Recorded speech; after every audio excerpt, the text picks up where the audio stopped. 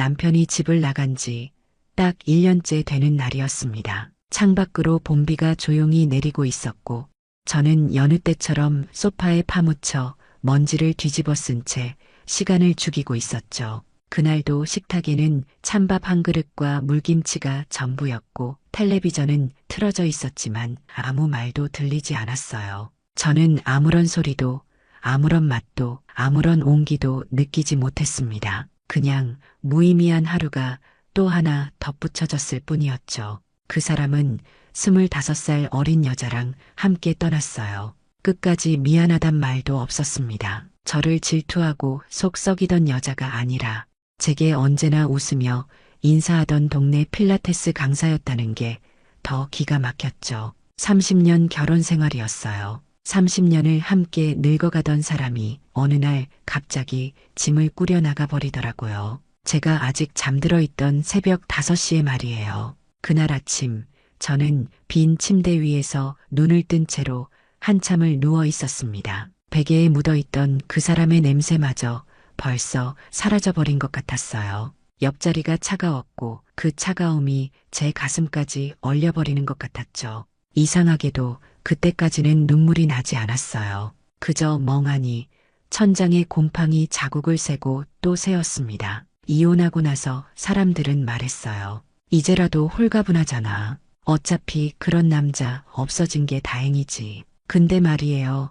꼭 사랑해서 힘든 게 아니더라고요. 어떤 관계는 너무 오래돼서 그 부스러기가 나라는 사람의 일부처럼 느껴지거든요. 그걸 뚝 잘라냈더니 나도 같이 쪼개진 기분이었어요. 마치 오른팔을 잃어버린 것처럼 자꾸만 없는 곳을 더듬게 되더라고요. 아침에 일어나면 습관적으로 2사람 분량의 밥을 했고 저녁 준비를 하다가도 반찬을 2가지씩 만들어 놓곤 했어요. 그리고 나서야 깨달았죠. 아, 이제 나 혼자구나. 그럴 때마다 가슴이 텅 빈 것처럼 허전했습니다. 사랑이 그리운 게 아니라 그냥 누군가의 존재가 그리웠어요. 밥 먹었냐고 묻는 목소리라도 텔레비전 채널을 바꾸는 소리라도 말이에요. 하루가 멀다 하고 머리카락이 빠지고 뼈마디가 시리고 친구들과의 연락은 하나 둘 끊겼어요. 누가 전화해도 받지 않았고 거울 속 제 얼굴을 보는 것도 끔찍했습니다. 눈꺼풀은 처지고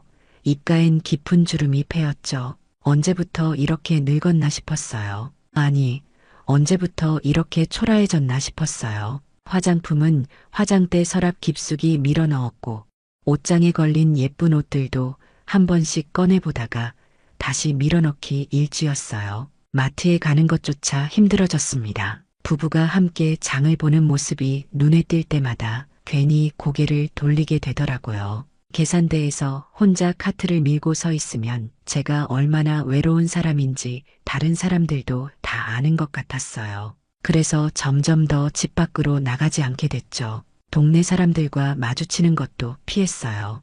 요즘 어떻게 지내세요?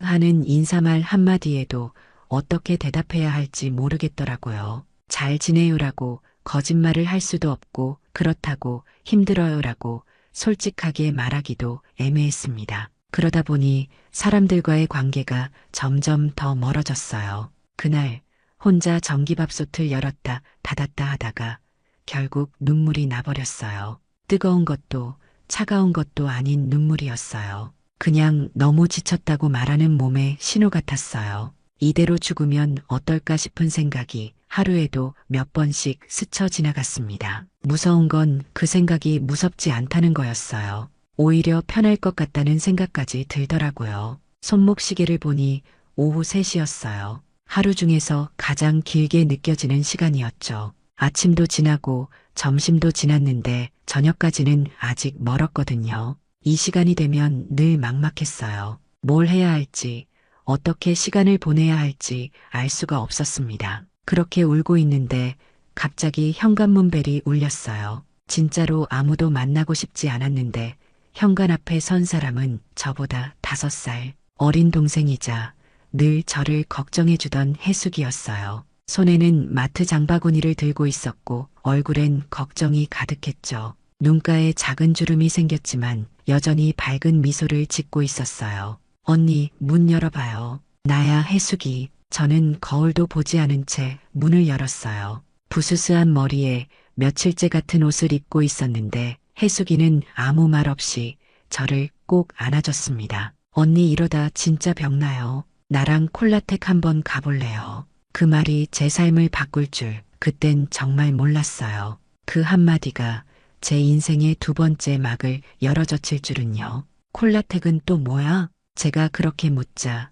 해숙이는 마트 장바구니를 내려놓으며 푸근하게 웃었어요. 언니 나랑 한 번만 가보자. 거기 가면 언니처럼 혼자 된 사람들 진짜 많아. 근데 다들 웃고 있어. 그녀는 남편이 경찰서 근무 중이라 평소에도 주말이나 저녁에 시간이 많았고 그런 시간들을 자주 그곳에서 보낸다 했어요. 그냥 음악 맞춰서 어깨라도 흔들어 봐. 처음엔 좀 웃겨도 나중엔 안 가면 허전하다니까. 해숙이는 부엌으로 들어가서 물을 끓이기 시작했습니다. 늘 그랬듯이 제 집을 자기 집처럼 편하게 드나들며 이것저것 챙겨주는 사람이었어요. 찬장을 열어보더니 한숨을 쉬었죠. 언니, 이게 뭐야? 라면만 가득하고 반찬통은 다 비어 있잖아. 저는 소파에 그대로 앉아서 해숙이의 뒷모습만 바라봤어요. 그 모습이 참 든든했습니다. 누군가 제 공간에서 움직이고 소리를 내고 살아있다는 기운을 퍼뜨리는 게 얼마나 오랜만인지 모르겠더라고요. 처음엔 그 말이 그저 동정처럼 느껴졌어요. 내가 지금 얼마나 쪼그라들어 보였으면 저러나 싶었죠. 하지만 이상하게도 마음 어딘가가 꿈틀거렸어요. 그래요. 누구한테도 말은 못했지만 정말 이대로는 안 될 것 같았거든요. 하루가 가는 게 아니라 하루가 나를 좀먹는 기분이었어요. 언니, 솔직히 말해봐. 마지막으로 외출한 게 언제야? 해숙이가 차를 우리며 물었어요. 저는 잠시 생각해봤는데 기억이 나지 않았습니다. 마트? 병원? 언제였을까요? 시간이 다 똑같이 느껴져서 어제와 일주일 전이 구분이 안 됐어요. 한 달? 아니면 더? 그러게. 그래서 내가 걱정되는 거야. 언니가 원래 이런 사람 아니잖아. 맞았어요. 저는 원래 활발한 편이었습니다. 결혼 전에는 직장에서도 인기가 많았고 결혼 후에도 동네 모임에서 중심 역할을 했었죠. 그런데 언제부터인가 그런 제가 사라져버렸어요. 조금씩 아주 천천히 사라져서 제가 언제 바뀌었는지도 모르게 말이에요. 그 주 토요일 저녁 해숙이 운전하는 차를 타고 영등포에 도착했어요. 차에서 내리기 전에 해숙이가 제 손을 꼭 잡았습니다. 언니, 부담 갖지 마. 그냥 구경만 하고 와도 돼. 초록색 네온 사인이 번쩍이는 작은 건물 앞 간판엔 로즈 콜라텍이라고 적혀 있었죠. 입구 옆엔 파스텔 톤 원피스를 입은 여성들이 수다를 떨고 있었고 안쪽에선 트로트 음악이 둥둥 울려 퍼지고 있었어요. 솔직히 돌아가고 싶었어요. 내가 여기서 뭘 하고 있나 싶었거든요. 건물 입구에서 잠시 망설였습니다. 제 나이에 이혼한 몸으로 이런 곳에 와도 되는 걸까 하는 생각이 들었어요. 사람들이 저를 어떻게 볼까? 혹시 이상하게 생각하지 않을까 하는 걱정이 앞섰죠. 그런데 해숙이가 제 팔을 살짝 끌며 말했어요. 언니, 여기서는 아무도 우리를 판단하지 않아. 다들 각자의 사정이 있는 사람들이거든. 그런데 문을 열고 들어선 순간 뭔가 이상한 기분이 들었어요. 형광 조명 아래 머리가 희끗한 사람들이 하나둘씩 리듬에 맞춰 몸을 흔들고 있었는데 그 모습이 너무 환한 거예요. 정말로 얼굴들이 빛나고 있었어요. 누군가는 서로 손을 잡고 스텝을 밟았고 누군가는 혼자서도 리듬을 타며 눈을 감고 있었어요. 저는 한 구석에 서서 그 모습들을 바라봤습니다. 제가 생각했던 것과는 전혀 달랐어요. 어둡고 우울한 분위기가 아니라 오히려 생기가 넘쳤어요. 음악에 맞춰 움직이는 사람들의 얼굴에는 진짜 즐거움이 묻어 있었습니다. 한 할머니는 홀로 무대 한가운데서 팔을 휘젓고 계셨어요. 머리는 새하얗고 등은 조금 굽었지만 그 움직임은 마치 20살 소녀 같았어요. 또 다른 할아버지는 지팡이를 옆에 세워두고 앉은 채로 어깨춤을 추고 계셨죠. 모두가 각자의 방식으로 음악을 즐기고 있었습니다. 언니, 여기선 나이도 직업도 다 의미 없어. 그냥 음악에 몸을 맡기는 거야. 해숙이 제 손을 끌고 무대 쪽으로 이끌었어요. 구경만 하자 하던 다짐은 무너지듯 사라졌고 어색하게 서 있던 제 발끝이 어느새 박자를 따라가고 있었어요. 처음엔 정말 어색했습니다. 사람들이 저를 쳐다보는 것 같아서 자꾸 위축됐어요. 그런데 시간이 지나면서 깨달았죠. 아무도 저를 유심히 보지 않는다는 걸요. 모두가 자신만의 세계에 빠져서 춤을 추고 있었어요. 음악이 바뀔 때마다 분위기도 달라졌어요. 신나는 트로트가 나오면 모두가 활기차게 움직였고 느린 발라드가 나오면 각자 조용히 몸을 흔들었어요. 저도 모르게 그 흐름에 따라가고 있었습니다. 어느 순간 저는 해숙이와 함께 무대 가운데로 나가 있었어요. 처음으로 제가 다른 사람들과 함께 같은 리듬을 타고 있었죠. 음악이 제 몸속으로 들어와서 오랫동안 꽁꽁 얼어있던 뭔가를 녹이는 것 같았어요. 그 순간 저는 알았어요. 아, 나 아직 죽지 않았구나. 아직 제 안에 뭔가 살아있는 게 있구나 하는 걸 말이에요. 그날 처음으로 제가 혼자 무대에서 두 손을 허공에 띄우고 몸을 틀었을 때였어요. 이상하게도 몸이 마음보다 먼저 움직였고 스텝은 기억이 아닌 감각이 되더라고요. 어느 순간엔 웃고 있었어요. 무대 조명이 얼굴을 스치자 그 웃음이 거울에 비친 저에게조차 낯설게 느껴졌죠. 언제부터 이렇게 웃지 않고 살았나 싶었습니다. 해숙이는 제 옆에서 박수를 치며 소리쳤어요. 언니, 진짜 잘해. 완전 다른 사람 같아. 그 말에 더욱 신이 났죠. 오랫동안 누군가에게 칭찬받는다는 게 어떤 기분인지 잊고 살았는데 그 순간 제 가슴이 따뜻해지는 걸 느꼈어요. 음악이 느린 곡으로 바뀌었을 때 저는 눈을 감고 그 멜로디에 몸을 맡겼습니다. 팔을 천천히 위로 올리고 허리를 부드럽게 흔들었어요. 마치 바람에 흔들리는 나무가 된 것 같았죠. 그 순간만큼은 아무 생각도 들지 않았어요. 그저 음악과 하나가 된 기분이었습니다. 그때였어요. 누군가 옆에 조용히 다가왔어요. 처음이신데 리듬 타시는 게 자연스럽네요. 목소리는 낮고 단정했어요. 고개를 돌리니 또래보다 조금 젊어 보이는 남자분이었어요. 짧게 깎은 머리, 약간 벗겨진 이마, 짙은 회색 셔츠, 지나칠 수 있는 얼굴인데 뭔가 또렷한 분위기를 풍기고 있었죠. 키는 그리 크지 않았지만 어깨가 반듯하고 서 있는 자세가 단정했어요.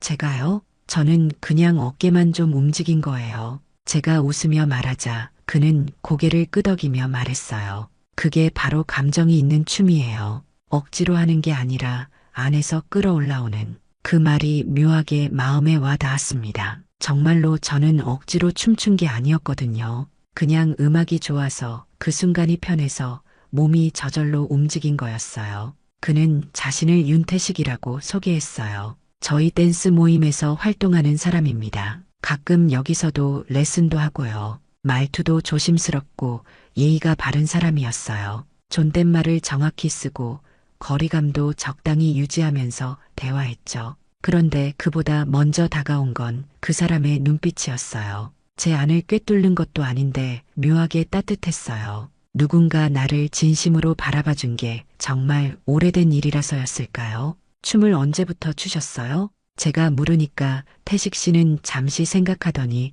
대답했어요. 정식으로 배운 건 5년 정도 됐습니다. 그전에는 그냥 혼자 집에서만 추다가 용기 내서 학원에 등록했어요. 5년이나요? 그럼 정말 잘 추시겠네요. 잘 춘다는 건 상대적인 거죠. 중요한 건 즐기는 마음이에요. 그의 말 한마디 한마디가 진정성 있게 들렸어요. 허세나 과장이 없었고 자신의 이야기를 솔직하게 털어놓는 모습이 좋았습니다. 오랫동안 누군가와 이렇게 자연스럽게 대화해 본 게 언제였는지 기억이 안 났어요. 무대에서는 여전히 사람들이 춤을 추고 있었고 저희는 한쪽 구석 의자에 앉아서 이야기를 계속했어요. 태식 씨는 제게 춤의 기본 동작들을 설명해 주기도 했고 어떤 음악에 어떤 스텝이 어울리는지도 알려줬어요. 선옥 씨는 몸의 중심을 잘 잡으세요. 그게 춤의 가장 기본인데 타고난 것 같아요. 그렇게 말하며 제 동작을 유심히 봐주는 모습이 고마웠습니다. 누군가 저를 이렇게 집중해서 봐준 게 정말 오래간만이었거든요. 남편도 마지막 몇 년은 제가 뭘 하든 관심이 없었는데 말이에요. 시간이 어떻게 흘렀는지 모르겠더라고요. 어느새 콜라텍에 온 지 2시간이 넘었는데 전혀 지루하지 않았어요. 오히려 시간이 더 있었으면 좋겠다는 생각이 들었죠. 혹시 다음 주에 시간 괜찮으시면 저희 모임 한번 나와 보시겠어요? 초보분들도 많고 같이 연습하면 더 재밌어요. 거절하려다가 입이 먼저 움직였어요. 생각해 볼게요. 사실은 그날 밤 집에 돌아오는 길 내내 생각했어요. 그가 나를 댄스실로 초대한 건지 그 사람의 삶에 한 발 내디디라고 한 건지 그때는 몰랐어요. 그날이 제 인생 2번째 막의 시작이었다는 것을요. 해숙이는 운전하면서 계속 웃었어요. 언니, 오늘 정말 달라 보였어. 특히 그 남자분이랑 이야기할 때 뭐가 달라? 뭐라고 해야 하지? 생기가 돌아온 것 같았어. 집에 도착해서도 한동안 잠이 오지 않았습니다. 거울 앞에 서서 오늘 제 모습을 떠올려 봤어요. 춤추던 모습, 웃던 모습, 누군가와 대화하던 모습, 정말 오래간만에 저다운 모습이었던 것 같았어요. 그날 밤 처음으로 내일이 기대됐습니다. 아니, 정확히는 다음 주가 기대됐어요. 태식 씨의 모임에 나가볼까 하는 생각이 자꾸 들었거든요. 이 나이에 새로운 사람들을 만난다는 게 두렵기도 했지만 그보다는 설렘이 더 컸어요. 오랫동안 잊고 살았던 감정이었습니다. 누군가를 기대한다는 것, 내일이 궁금하다는 것, 뭔가 새로운 일이 일어날지도 모른다는 두근거림 말이에요. 윤태식 씨가 제게 처음 손을 내민 날, 저는 파란색 댄스와 끈을 메고 있었어요. 모임이 있던 날이었고 저는 그 전날 밤부터 거울 앞에서 발동작을 연습했죠. 어느새 저도 기다리는 마음을 품게 된 거예요. 오후 3시만 되면 괜히 화장대를 정리하고 코랄빛 립스틱을 꺼내 발랐어요. 내가 이 나이에 뭐 하나 싶으면서도 가슴 한켠이 괜히 들뜨더라고요. 댄스 모임은 홍대 근처 작은 연습실에서 열렸어요. 지하 1층에 있는 공간이었는데 거울로 둘러싸인 벽과 나무 바닥이 인상적이었죠. 처음 들어갔을 때는 정말 긴장됐습니다. 모르는 사람들 사이에서 어떻게 해야 할지 막막했거든요. 그런데 태식 씨가 저를 따뜻하게 맞아주더라고요. 선옥 씨, 오셨네요. 정말 기뻐요. 그 말 한마디에 긴장이 많이 풀렸어요. 그리고 다른 사람들도 하나씩 인사를 해주셨죠. 모임 사람들은 다들 따뜻했어요. 서툰 저를 다치지 않게 이끌어주고 작은 동작에도 박수를 쳐줬죠. 그리고 태식 씨는 언제나 제 옆을 지켰어요. 한 번도 무례한 말이나 손짓이 없었고 항상 거리를 지키면서도 따뜻했어요. 선옥 씨, 왼발에 체중을 두고 오른발로 스텝을 밟아보세요. 이렇게요? 맞아요. 그런데 조금 더 자연스럽게. 너무 의식하지 마시고요. 그는 제 동작을 하나하나 세심하게 봐주었어요. 틀린 것도 비판하지 않고 좋은 점을 먼저 찾아서 칭찬해 주셨죠. 덕분에 점점 자신감이 생겼습니다. 선옥 씨는요, 춤을 감각으로 추세요. 머리가 아니라 마음으로요. 그 말이 참 좋았어요. 정말로 저는 복잡하게 생각하지 않고 그냥 음악에 몸을 맡기고 있었거든요. 그게 맞는 방법이라고 말해주니까 더욱 편해졌어요. 연습이 끝나고 모임 사람들과 함께 근처 카페에 갔습니다. 다들 각자의 이야기를 나누는데 저도 자연스럽게 그 대화에 끼어들게 됐어요. 오랫동안 누군가와 이렇게 수다를 떤 게 언제였는지 기억이 안 날 정도였죠. 선옥 씨는 어떻게 춤을 시작하게 되셨어요? 한 언니가 물으시자 저는 잠시 망설였습니다. 이혼 이야기를 해야 하나 싶었거든요. 그런데 태식 씨가 먼저 말했어요. 중요한 건 시작한 이유가 아니라 지금 즐기고 계신다는 거죠. 그 배려가 고마웠어요. 굳이 제 사연을 털어놓지 않아도 되게 해준 거였죠. 그날은 연습을 마치고 근처 카페에서 둘이 따로 만났어요. 다른 사람들과 헤어지고 나서 태식 씨가 조심스럽게 물었거든요.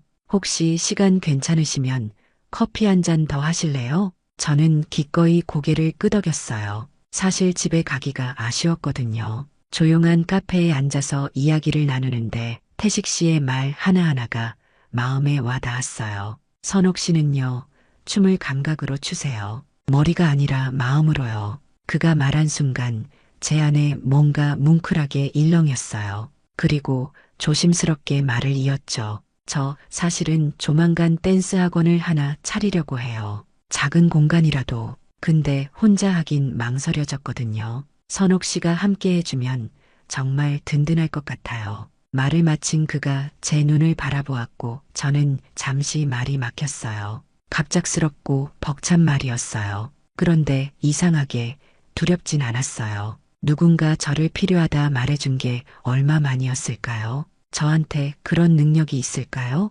조심스럽게 묻자 그는 조금 웃으며 고개를 저었어요. 능력은 이미 있어요. 이제는 용기만 있으면 돼요. 그 말에 가슴이 두근거렸습니다. 정말 오랫동안 잊고 있었던 감정이었어요. 누군가 저를 믿어준다는 것, 제게 기대를 걸어준다는 것 말이에요. 어떤 학원을 생각하고 계세요? 크지 않은 곳이요. 저희 같은 중년분들이 부담 없이 올 수 있는, 경쟁하려는 게 아니라 그냥 즐기려는 분들을 위한 공간이요. 태식 씨의 설명을 들으니 정말 좋은 아이디어 같았어요. 콜라텍도 좋지만 좀 더 체계적으로 배울 수 있는 곳이 있다면 더 좋을 것 같았거든요. 물론 급하지는 않아요. 충분히 생각해 보시고 결정하세요. 부담 갖지 마시고요. 그의 배려심이 정말 고마웠어요. 강요하지 않으면서도 제게 기회를 준 거였죠. 그날 밤 저는 처음으로 핸드백 속에 그의 명함을 넣고 잠들었어요.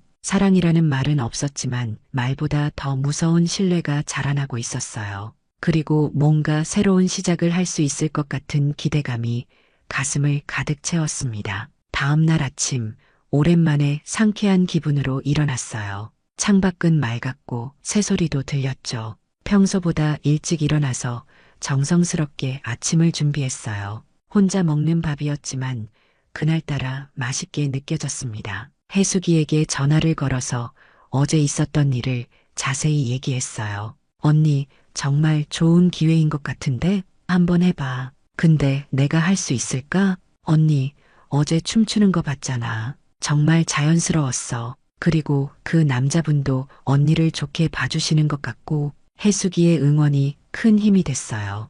오랫동안 누군가의 지지를 받아본 적이 없었는데 이렇게 격려해 주니까 용기가 생겼습니다. 그날부터 저는 진지하게 고민하기 시작했어요. 정말 태식 씨와 함께 학원을 할 수 있을까? 제가 다른 사람들을 가르칠 수 있을까? 하는 생각들 말이에요. 그날은 연습이 끝나고 태식 씨가 먼저 자리를 떴어요.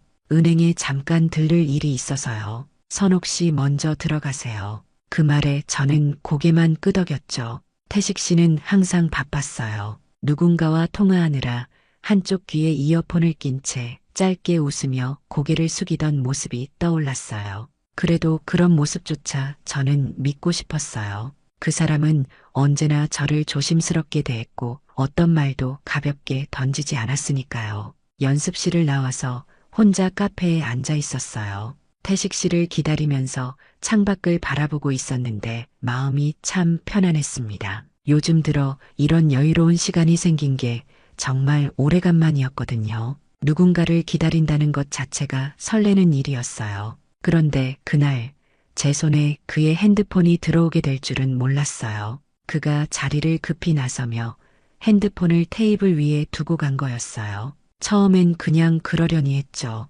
곧 돌아와서 가져갈 거라고 생각했거든요. 그런데 진동 소리가 계속 났어요. 한 번, 두 번, 세 번. 그러다가 화면이 켜져서 메시지가 보이게 됐죠. 읽으려고 한 건 아니었어요. 그냥 화면이 켜져 있어서 자연스럽게 눈에 들어온 거였습니다. 거의 넘어왔어. 걱정하지 마. 순간 숨이 멎는 듯 했어요. 읽은 줄도 모르고 손가락이 떨렸어요. 메시지를 닫고 핸드폰을 원위치에 놓았지만 마음은 이미 끔찍한 진실을 들여다봤어요. 그 짧은 문장이 무슨 의미인지 너무나 명확했거든요. 또 다른 메시지가 이어서 왔어요. 이 할머니 완전 넘어갔다. 그 단어가 머릿속에서 수십 번을 맴돌았어요. 지금까지의 말들, 눈빛, 손짓 하나하나가 거짓이었단 걸 알게 되니 등골이 서늘해졌어요. 제가 그렇게 믿고 의지했던 사람이 뒤에서는 저를 할머니라고 부르며 비웃고 있었다는 거잖아요. 가슴이 먹먹해졌어요. 마치 찬물을 온몸에 뒤집어 쓴 것 같았죠. 그동안 제가 느꼈던 설렘, 기대, 신뢰 같은 감정들이 한순간에 산산조각 나버렸어요. 정말 바보 같았습니다. 이 나이에 무슨 로맨스를 꿈꿨나 싶어서 자괴감이 들었어요. 하지만 저는 아무 말도 하지 않았어요. 그저 천천히 핸드백을 들고 카페를 나섰죠. 다리에 힘이 없어서 비틀거릴 뻔했는데 간신히 참고 걸었어요. 사람들이 저를 쳐다보는 것 같아서 고개를 숙이고 빨리 걸었습니다. 지하철에서 혜숙이에게 전화를 걸었어요. 혜숙아, 나 뭔가에 속은 것 같아. 목소리가 떨려서 제대로 말이 나오지 않았어요. 혜숙이는 바로 알아챘죠. 언니, 지금 어디야? 내가 바로 갈게. 그날 밤, 저 혼자서는 도저히 감당할 수 없는 무게를 혜숙이의 목소리로 겨우 이겨냈어요. 혜숙이 집 거실에서 울면서 모든 걸 다 털어놨습니다. 언니, 그 문자 정확히 뭐라고 나와 있었어? 제가 기억나는 대로 다 말해줬어요. 혜숙이의 얼굴이 점점 굳어지는 게 보였죠. 이건 그냥 넘어가면 안 될 것 같은데 다른 피해자도 있을 수 있어. 뭐라고? 언니, 이런 식으로 사람을 속이는 게 이번이 처음일까? 분명히 다른 사람들도 당했을 거야. 그 말을 듣고 나니 더욱 화가 났어요. 저만 바보가 된 게 아니라 다른 사람들도 똑같이 당했을 거라는 생각이 들었거든요. 그렇다면 더욱 가만히 있을 수 없었죠. 언니, 남편한테 얘기해보자. 이런 일은 경찰에 신고해야 해. 처음엔 망설였어요. 부끄러웠거든요. 이 나이에 남자한테 속았다는 걸 다른 사람에게 말한다는 게 창피했어요. 하지만 혜숙이가 계속 설득했죠. 언니, 이건 언니 잘못이 아니야. 그 사람이 나쁜 거지. 그날 밤 늦게 혜숙이 남편이 퇴근해서 왔어요. 저는 다시 한번 자세히 설명했습니다. 태식 씨와 만난 경위부터 학원 이야기까지, 그리고 오늘 본 문자까지 말이에요. 혜숙이 남편은 조용히 듣더니 말했어요. 일단 증거를 더 모아야겠네요. 문자 하나만으로는 부족할 수 있어요. 어떻게요? 덫을 놓는 거죠. 그 사람이 정말 사기꾼이라면 분명히 돈 얘기를 꺼낼 거예요. 그리고 그 통화는 진실을 밝히기 위한 싸움의 시작이었어요. 더 이상 당하고만 있을 수는 없었거든요. 제가 속았다는 사실보다 다른 사람들도 똑같이 당할 수 있다는 생각이 더 화나게 만들었어요. 그날 밤은 잠이 오지 않았어요. 천장을 바라보며 지난 몇 주를 되돌아봤습니다. 태식 씨의 다정한 말들, 따뜻한 눈빛, 세심한 배려들이 모두 거짓이었다는 게 믿어지지 않았어요. 아니, 믿고 싶지 않았어요. 하지만 현실을 받아들여야 했습니다. 그리고 더 이상 피해자가 생기지 않도록 해야 한다는 책임감도 느꼈어요. 이번만큼은 제대로 싸워보기로 마음먹었습니다. 며칠이 지나고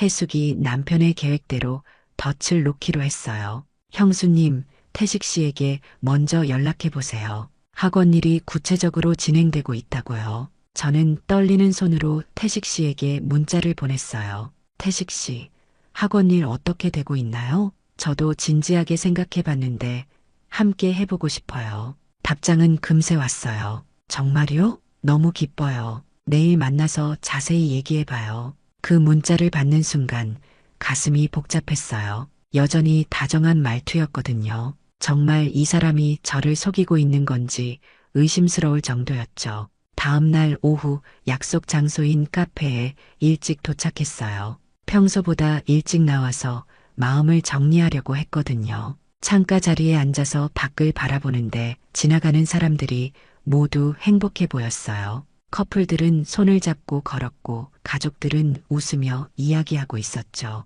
나만 이렇게 복잡한 상황에 있는 것 같아서 씁쓸했어요. 태식 씨가 정시에 도착했어요. 여전히 단정한 모습이었고 저를 보자 환하게 웃었죠. 선옥 씨, 기다리셨어요? 아니에요. 저도 방금 왔어요. 거짓말이었어요. 30분이나 일찍 와서 기다리고 있었거든요. 그런데 그 거짓말을 하는 제 자신이 이상했어요. 이미 저도 연기를 하고 있었던 거죠. 학원 일 정말 함께 하실 거예요? 네, 진지하게 생각해 봤는데 좋은 기회인 것 같아요. 태식 씨의 눈이 반짝였어요. 그 순간 혹시 제가 잘못 생각한 건 아닐까 하는 의심이 들었어요. 정말 진심으로 기뻐하는 것 같았거든요. 그럼 우선 장소부터 알아봐야겠네요. 제가 몇 군데 알아본 곳이 있어요. 태식 씨는 핸드폰을 꺼내서 저장해둔 부동산 정보들을 보여줬어요. 정말 자세히 조사해 놓은 것 같았어요. 위치, 평수, 월세까지 다 적혀 있었죠. 보증금이 좀 필요하긴 해요. 1,000만 원 정도요. 드디어 나왔구나 싶었어요. 돈 이야기 말이에요. 그런데 막상 들어보니 생각보다 자연스러웠어요.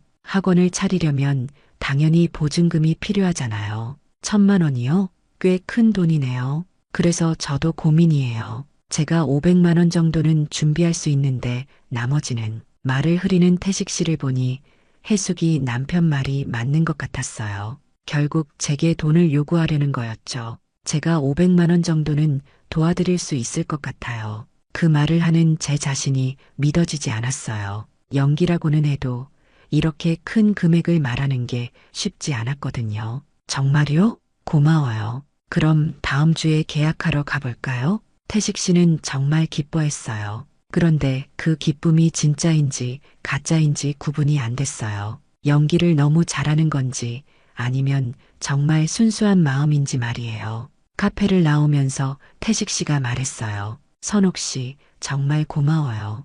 혼자서는 엄두도 못 냈을 일인데. 그 말을 들으니 가슴이 아팠어요. 만약 이 모든 게 진짜라면 저는 좋은 사람을 의심하고 있는 거잖아요. 하지만 그 문자는 분명히 봤거든요. 집에 돌아와서 해숙이 남편에게 연락했어요. 500만 원 이야기가 나왔어요. 역시 그렇군요. 이제 확실해졌네요. 다음 주 계약 날짜에 맞춰서 준비하겠습니다. 전화를 끊고 나니 복잡한 심정이었어요. 이제 정말 끝이 다가오고 있다는 생각이 들었거든요. 태식 씨와의 관계도 제가 품었던 희망도 모두 끝날 거라는 생각 말이에요. 그날 밤 해숙이가 전화했어요. 언니 괜찮아? 응, 괜찮아. 그냥 조금 복잡해. 힘들지? 그래도 조금만 더 참아. 곧 끝날 거야.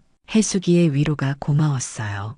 혼자였다면 이 상황을 견디기 힘들었을 거예요. 며칠 뒤 햇빛이 부드럽게 퍼지는 봄날 오후였어요. 언뜻 보기엔 평화로운 날이었지만 제 심장은 조용히 소리를 지르고 있었죠. 오늘이 바로 그날이었거든요. 태식 씨와 만나서 학원 계약을 하기로 한 날 말이에요. 아침부터 해숙이 남편이 전화를 걸어왔어요. 형수님, 오늘 만나는 시간 1시간 전에 저희가 먼저 현장에 가 있을게요. 평소처럼만 행동하시면 돼요. 네, 알겠어요. 목소리는 차분했지만 손이 떨리고 있었어요. 오늘이 지나면 모든 게 끝날 거라는 생각이 들었거든요. 거울 앞에 서서 옷을 고르는데 뭘 입어야 할지 모르겠더라고요. 너무 정성 들여 차려입으면 이상할 것 같고 그렇다고 대충 입자니 어색할 것 같았어요. 결국 평소에 입던 베이지색 블라우스와 검은색 바지를 선택했어요. 화장을 하면서도 계속 생각했어요. 정말 태식 씨가 저를 속인 걸까? 아직도 믿어지지 않았거든요. 그 다정했던 눈빛, 세심했던 배려, 진심 어린 대화들이 모두 거짓이었다는 게 말이에요. 오늘 학원 계약서 초안 보여드릴게요. 태식 씨는 늘 그랬듯 말끔하게 차려입고 나타났어요. 미소도 말투도 예전과 다르지 않았지만 이제 그 웃음 뒤에 감춰진 걸 알아버린 제겐 모든 게 서늘하게 느껴졌어요. 우리는 예약해둔 카페 창가에 앉았고 저는 일부러 조금 느릿하게 대화를 이어갔어요.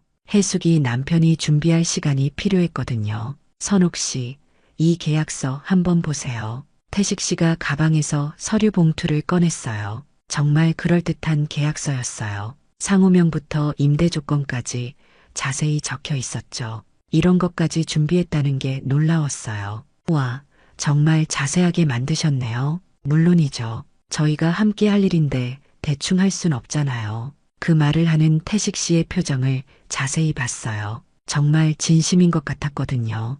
혹시 제가 착각한 건 아닐까 하는 생각이 다시 들었어요. 그런데 보증금은 언제까지 준비하면 되나요? 오늘 계약하면서 바로 입금해야 해요. 제가 500만 원, 선옥 씨가 500만 원 이렇게요. 결국 돈 이야기가 나왔어요. 그런데 이상하게 태식 씨의 표정에 변화가 없었어요. 당연한 이야기를 하는 것처럼 자연스러웠죠. 그가 계약서 파일을 꺼내기 직전 카페 문이 조용히 열렸죠. 해숙이 남편과 형사 2명이 다가와 그를 향해 조용히 말을 건넸어요. 윤태식 씨, 사기 혐의로 체포합니다. 처음엔 어리둥절한 표정이었어요. 마치 무슨 일인지 모르겠다는 듯한 얼굴이었죠. 그런데 제가 눈을 피하지 않고 그를 똑바로 바라보자 그의 얼굴이 서서히 변해갔어요. 마치 전부 들켰다는 걸 단숨에 알아챈 눈빛이었어요. 선옥 씨, 이건 오해예요. 그가 무너지는 듯한 표정으로 말을 이었지만 저는 고개를 저었어요. 당신이 그랬잖아요. 나한텐 감정이 있다고, 내가 특별하다고. 그 말 다 거짓이었어요? 그 순간 태식 씨의 얼굴에서 모든 가면이 벗겨지는 것 같았어요. 그동안 보여줬던 다정함, 배려, 진심 어린 관심이 모두 사라지고 차갑고 계산적인 표정만 남았어요. 선옥 씨, 저는 정말 그만해요. 이제 그만해요. 제가 단호하게 말하자 태식 씨는 입을 꾹 다물더니 조용히 고개를 숙였어요. 수갑이 채워지는 소리가 낯설게 퍼졌고 그의 뒷모습은 생각보다 작아 보였어요. 언젠가는 함께 춤추며 웃던 사람이 이제는 경찰에 둘러싸여 창밖으로 사라졌죠. 카페 안 사람들이 웅성거렸어요. 무슨 일인지 궁금해하는 시선들이 저에게 쏠렸죠. 부끄럽고 창피했어요. 이 나이에 사기당한 할머니가 된 것 같아서요. 그 자리에 홀로 앉아있던 저는 천천히 숨을 쉬었어요. 눈물은 나지 않았어요. 신기하게도 그날의 공기는 맑았고 햇살은 따뜻했어요.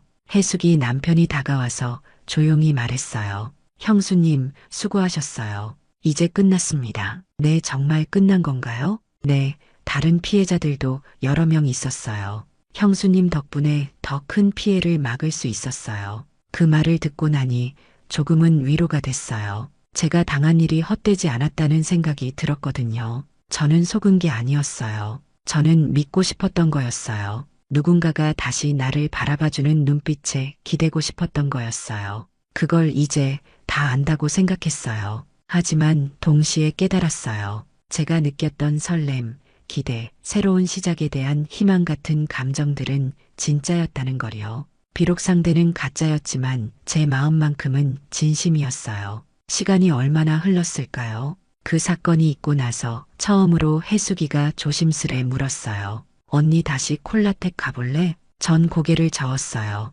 거긴 아니야. 대신 문화센터 강당은 어때? 태식 씨 일이 있고 나서 한동안은 정말 아무것도 하고 싶지 않았어요. 집에만 틀어박혀서 지냈죠. 사람들이 저를 어떻게 볼까봐 두려웠거든요. 나이도 많은 게 남자한테 속았다고 수군거릴 것 같았어요. 하지만 시간이 지나면서 깨달았어요. 중요한 건 다른 사람들의 시선이 아니라 제 자신이 어떻게 이 일을 받아들이느냐였어요. 저는 잘못한 게 없었거든요. 다만 누군가를 믿고 싶었던 마음을 가졌을 뿐이었어요. 우리는 매주 화요일 오후 동네 복지관 댄스 교실로 향해요. 반짝이는 조명도 없고 누가 박수 쳐주는 무대도 없지만 이상하게 여기가 더 편했어요. 거울 앞에서 나란히 스텝을 밟으며 서로의 손을 가볍게 맞잡을 때마다 이게 진짜구나 싶었어요. 복지관 댄스 교실엔 저희 또래분들이 많았어요. 각자 다른 사연을 가지고 있었지만 아무도 서로의 과거를 캐묻지 않았어요. 그냥 지금 이 순간 함께 춤추는 것만으로도 충분했죠. 처음엔 어색했어요. 새로운 환경, 새로운 사람들과 어울리는 게 쉽지 않았거든요. 하지만 점차 마음이 열렸어요. 여기서는 누구도 저를 판단하지 않았고 제가 어떤 실수를 했는지도 관심 없어 했어요. 어느 날 수업을 마치고 나와 둘이 벤치에 앉았을 때 해숙이가 말했어요. 언니, 그 상황에 그 문자 보고도 바로 행동한 거 진짜 대단했어. 나였으면 벌써 무너졌을 거야. 제가 피식 웃으며 대답했죠. 그냥 내가 또 무너지기 싫었나 봐. 정말 그랬어요. 남편이 떠났을 때 한 번 무너졌는데 똑같은 방식으로 또 무너지고 싶지 않았어요. 그래서 용기를 냈던 것 같아요. 그런데 언니, 후회는 안 해? 뭘? 그 사람을 믿었던 거, 그때 느꼈던 감정들 말이야. 잠시 생각해 봤어요. 후회하는지 말이에요. 아니, 후회 안 해. 오히려 고마워. 고마워. 응, 그 사람 때문에 내가 아직 살아있다는 걸 알았거든. 누군가를 좋아할 수 있고, 설렐 수 있고, 새로운 걸 시작할 용기도 있다는 걸 알았어. 그 일 이후로 전 더 이상 누가 날 봐주길 바라지 않게 됐어요. 이젠 내가 나를 봐주는 눈이 생겼으니까요. 거울을 보는 것도 무섭지 않아요. 주름이 늘고 머리가 휘어져도 이 모든 게 제가 살아온 시간의 증거라고 생각해요. 복지관에서 만난 김순자 언니는 70이 넘었는데도 매주 빠지지 않고 나와요. 춤추면 젊어져요. 몸도 마음도. 그 말이 참 맞는 것 같아요. 음악에 맞춰 몸을 움직이면 나이 따위는 잊어버리게 되거든요. 다들 말하죠. 이 나이에 뭘 시작하느냐고. 하지만 전 이제 안다고 생각해요. 춤은 몸으로 추는 게 아니라 마음으로 추는 거라는 걸. 그리고 마음이 살아있는 한 언제든 새로 시작할 수 있다는 걸 말이에요. 태식 씨는 거짓말을 했지만 그 거짓 속에서도 저는 진짜였어요. 제가 느꼈던 설렘, 기대, 새로운 시작에 대한 희망은 모두 진심이었거든요. 그걸 알아준 내 친구가 있었고 무너지지 않고 걸어 나왔던 내가 있었어요. 요즘은 가끔 태식 씨 생각이 나기도 해요. 원망하는 마음보다는 안타까운 마음이 더 커요. 그 사람도 누군가를 진심으로 좋아해 본 적이 있을까 하는 생각이 들거든요. 아마 한 번도 없었을 거예요. 그래서 다른 사람의 진심을 함부로 다룰 수 있었던 게 아닐까요? 그래서 지금도 음악이 흐르면 저는 조용히 일어납니다. 누구의 시선도 박수도 필요 없어요. 그저 나답게 내가 좋아서 두 발로 리듬을 밟아가요. 예전엔 누군가의 사랑을 꿈꾸며 춤췄지만 지금은 제 인생을 껴안기 위해 춤을 춰요. 그게 이 나이에 내가 찾은 가장 솔직한 행복이니까요. 어제 혜숙이가 물었어요. 언니 행복해? 응, 행복해. 정말? 정말이야. 이상하지? 속기도 했는데 전혀 이상하지 않아. 언니가 다시 언니다워졌거든. 맞아요. 저는 다시 저다워졌어요. 남편이 없어도 나이가 들어도 한 번 실수를 했어도 여전히 김선옥이라는 사람으로 살아갈 수 있어요. 오늘도 복지관에서 춤을 추고 왔어요. 새로운 곡이었는데 생각보다 쉽게 따라할 수 있었죠. 집에 오는 길에 꽃가게 앞을 지나는데 예쁜 장미가 눈에 띄더라고요. 망설이지 않고 한 송이 샀어요. 나를 위해서요. 지금 그 장미가 식탁 위 꽃병에 꽂혀 있어요. 혼자 보는 꽃이지만 참 예뻐요. 그냥 존재하는 것만으로도 집안이 환해지는 것 같아요. 저도 그런 사람이 되고 싶어요. 누군가에게 사랑받기 위해서가 아니라 그냥 존재하는 것만으로도 아름다운 사람 말이에요. 황혼 사랑방은 앞으로도 우리 이웃들의 따뜻한 이야기를 계속해서 전해드리려고 합니다. 서로의 마음을 나누며 위로가 되는 공간이 되었으면 좋겠습니다. 여러분의 관심과 사랑이 더 많은 분들의 이야기를 나눌 수 있는 힘이 된답니다. 좋아요와 구독, 그리고 여러분의 소중한 이야기를 댓글로 남겨주세요. 내일도 따뜻한 사연으로 찾아뵙겠습니다. 함께 해주셔서 감사합니다. 오늘도 행복한 하루 보내세요.